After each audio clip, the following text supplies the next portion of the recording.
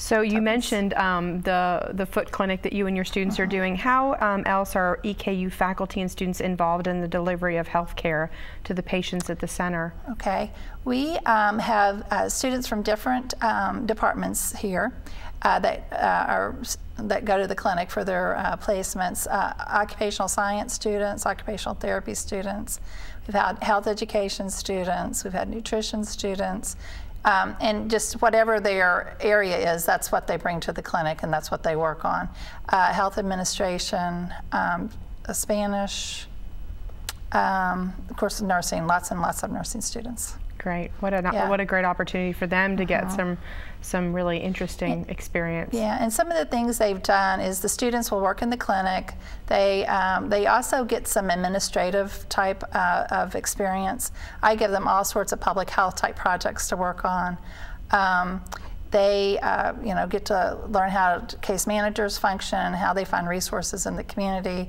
They learn how to run the lab. They learn how we manage the billing and collections and all that. So those are just those are experiences I don't think they would get in by going to the hospital or some other areas. So it's pretty cool. Sure. Yeah. Talk about how the Bluegrass Community Health Center fits into the strategic plan of the university a little bit for us. Okay, well, one of the things when I first got the grant, I was so excited because I felt like the clinic could be a model lab, like our model lab is for our our Department of Education, no, College of Education, sorry. And so it's becoming that more and more. At first, I think the language problem, the Spanish kind of intimidated some folks, but they've gotten over that, and we have lots of resources, a language line that they can use, and interpreters, so that's not so much of a big deal. So being able to have a place for our students to go and learn, I think is one of the ways that it's helping the university. Diversity is huge. We have different racial and ethnic groups at the clinic. I think there's probably about 8 or 9 countries represented at the clinic.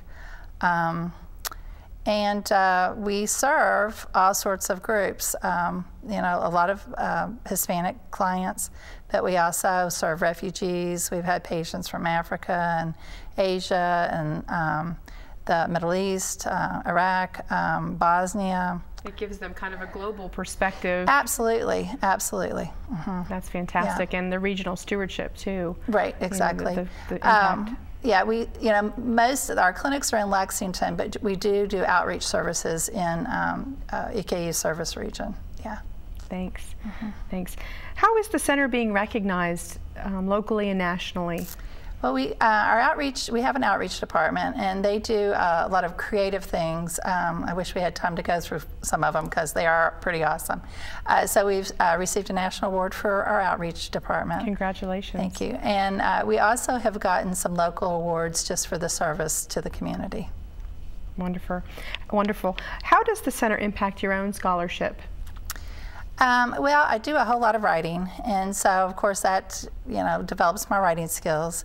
It also has developed me in just my knowledge base and kind of the area of scholarship that I'm going in, which is more public health and community health. It's opened doors to some international visits and presentations. I presented in Kenya last year. And I've presented a couple of times in Mexico. I actually did like an assessment, not really research, but more of a community assessment project in Mexico, where I went to the 4 top states where our patients are from to learn about what are the health problems of those areas, what's bringing folks to the United States, and also just learn about the different traditional medicines in those areas. So that was an awesome experience and a learning experience, and then of course I have presented on that project as well. Fantastic. Can you speak to the Community Health Center and how it relates to the larger national discussion of healthcare? Well, people, yes, I can. I wish I could come up with it, but billions and billions of dollars are spent on health centers annually. It's a public program that has demonstrated. We have these huge federal reports that are due each year, and the health centers are one of the programs that show just fabulous outcomes with the money that has been put into them. And so I see Washington building on health centers as a way to meet the public need for health care. So we will definitely be part of this health plan discussion that's going on. We are part of the health plan discussion that's going on in Washington.